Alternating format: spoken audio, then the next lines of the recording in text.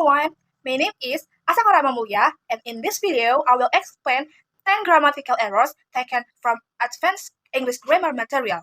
The sentence covers several topics that we have learned during the semester, including conditionals, past modals, subjunctives, nominalizations, and inverted sentences.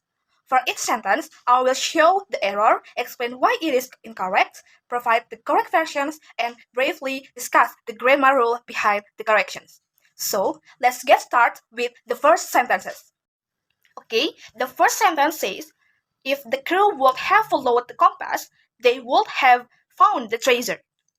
At first glance, this sentence may show acceptable, but there is actually a problem with the phrase would have followed. The sentence is an example of conditional type 3, which is used to talk about unreal situations in the past or something that did not happen.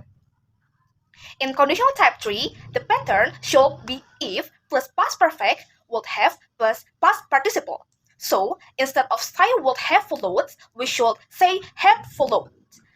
And the correct sentence is, if the crew had followed the compass, they would have found the treasure. This correction follows the proper structures of conditional type 3 and clearly shows a past situations that did not happen. Now, let's look at sentence number 2. The treasure should have been found by the crew long ago. The mistake here is the word find. The sentence uses a past modal passive structure. After should have been, we need a past participle verb. The verb find is irregular and its past participle form is found. Therefore, the correct sentence is, the treasure should have been found by the crew long ago. Using found makes the passive structure grammatically correct. Now, we're moving on to sentence number 3. The captains suggested that the crew should not ignore the ancient warnings. The issue here is the phrase should not ignore. The sentence involves the subjunctive form.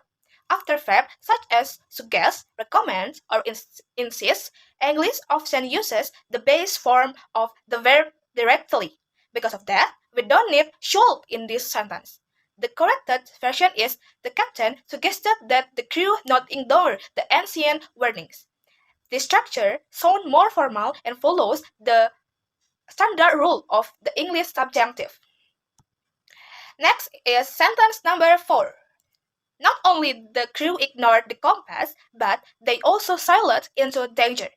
The sentence contains an error related to inverted sentences. Whenever a sentence begins with expression such as not only, never, or rarely, inversion is required. That means we need an auxiliary verb before the subject. The correct sentence is, not only did the crew ignore the compass, but they also sailed into danger. Editing did creates the correct inverted structure and makes the sentence grammatically complete. Okay, now let's discuss sentence number 5. The crew's ignore of the compass led to their loss of directions. The sentence contains two vocabulary forms that are grammatically incorrect. The topic here is nominalizations, which means changing verb into nouns. The word ignore is a verb, but the sentence needs a noun. The correct noun is ignorance. Similarly, loss is a verb, while the noun form is loss. Therefore, the correct sentence becomes, the crew's ignorance of the compass led to their loss of directions. Using the noun forms makes the sentence grammatically accurate and more natural. Let's continue with sentence number 6. If Morgan would know the way, she would lead them to safety. The mistake is the phrase would know. The sentence is an example of conditional type 2, which is used to talk about hypothetical situations in the present. The pattern is if plus simple past, would plus base verb. Because of this rule, the verb in the if clause should be knew instead of would know. The correct sentence is, if Morgan knew the way, she would lead them to safety. This follows the correct structure for conditional type 2. Now, let's look at sentence number 7. Morgan must have known the secret, but she chose not to reveal it. The phrase must have known is incorrect. The sentence involves a past modal structure. After modal verbs such as must, should, or could, we use have, not had. Therefore, the correct sentence is Morgan must have known the secret, but she chose not to reveal it. This structure is used when we make a logical conclusion about something in the past. Moving on to sentence number 8. Only after they had survived the storm, they realized their mistake. The sentence contains another inverted sentence error. When a sentence starts with only after, inversion is needed in the main clause. The correct version is only after they had survived the storm did they realize their mistake. Notice that we add did before the subject they. This creates the correct inverted structure and emphasizes the timing of the realization. Now, let's discuss sentence number 9. Morgan insists that Eliza was the one to lead the expedition. The word was is the problem here. The sentence uses the subjunctive mood because it follows the verb insist. In subjunctive contractions, we use the base form of the verb. So, the correct sentence is Morgan insisted that Eliza be the one to lead the expedition. Using be instead of was follows the standard subjunctive rule in formal English. Finally, sentence number 10. Morgan's decide to join the crew was a surprise to everyone. The word decide is incorrect because the sentence needs a noun, not a verb. This is another example of nominalization. The noun form of decide is decision.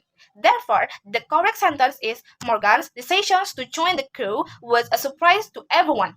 Using decisions make the sentence grammatically correct and clearly expresses the intended meaning. And everyone, after analyzing all 10 sentences, we can see that most grammatical errors happen because the writer used the wrong structure or the wrong word form. By understanding concepts such as conditionals, past modals, subjunctives, normalizations, and inverted sentences, we can recognize these mistakes more easily and produce more accurate English sentences. For me, this activity is very helpful because it not only teaches us how to correct errors, but also help us understand the grammatical reasons behind each corrections. And everyone, thank you for watching my presentations. I hope this explanation has helped you better understand in advanced English grammar. Have a great day and goodbye.